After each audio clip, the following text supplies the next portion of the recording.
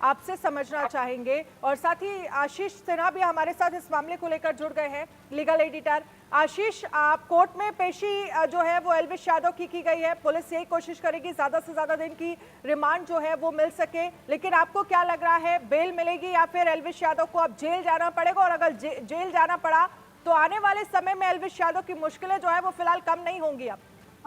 नहीं, देखिए, हमें इस बात को समझना होगा अनन्या कि बेल का तो अभी सवाल नहीं है, क्योंकि बेल एप्लीकेशन अभी मूव नहीं की गई है, इसलिए बेल पे कुछ भी कहना जल्दबाजी होगी। जब जमानत अर्जी मूव की जाएगी एल्विश की तरफ से, तब देखा जाएगा।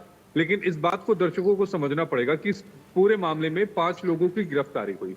सबसे जो है इस पूरे मामले की जिसने दशा और दिशा तय की, वो एफएसएल की रिपोर्ट थी, जिसमें इस बात की पुष्टि हुई कि सांपों का जहर था।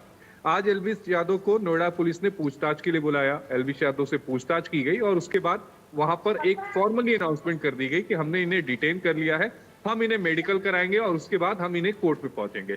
इसका मतलब ये था कि इसको एल्विश यादव को गिरफ्तार कर लिया गया है। तीसरी सबसे अहम बात, जैसे ही एल्विश अभी पूरे मामले की सुनवाई चल रही है, एक एप्लीकेशन जो होगी वो नोएडा पुलिस की तरफ से अदालत में दाखिल की जाएगी, क्योंकि जो इस पूरे मामले में जो कड़ियां हैं वो अलग अलग हैं, जो रोल है वो अलग अलग है। एल्विश यादव, जब आपको ध्यान में होगा, पिछले साल नवंबर में एल्विश ने बड़ा खुल के कहा था कि इस मामले में मेरा कोई रोल नहीं है, ये नहीं है, वो नहीं है। लेकिन इस मामले में सबके रोल को डिफाइन करने के लिए पूछताछ की जरूरत होगी और उसी पूछताछ के लिए पुलिस कस्टडी की जरूरत होगी। और यही बात जो नोएडा पुलिस से जो सोर्सेज हैं वो उन्होंने यही बताया है कि वो इसीलिए एप्लीकेशन मूव करेंगे कि जो कड़ियां भी अलग अलग हैं, उन कड़ियों को जोड़ा जा सके और पूरी जो कहानी है वो समझी जा सके कि आखिर किसकी क्या भूमिका रही है। आपके पास में आऊंगी, आप रहिएगा हमारे साथ। India news editor in chief Rana Yashwant हमारे साथ जुड़ गए हैं। राणा सर, कैसे देखते हैं आप? एक वक्त था पिछले कुछ दिनों में, अगर हम देखें तो एल्विश यादव किस तरह से लगातार धमकी देता रहा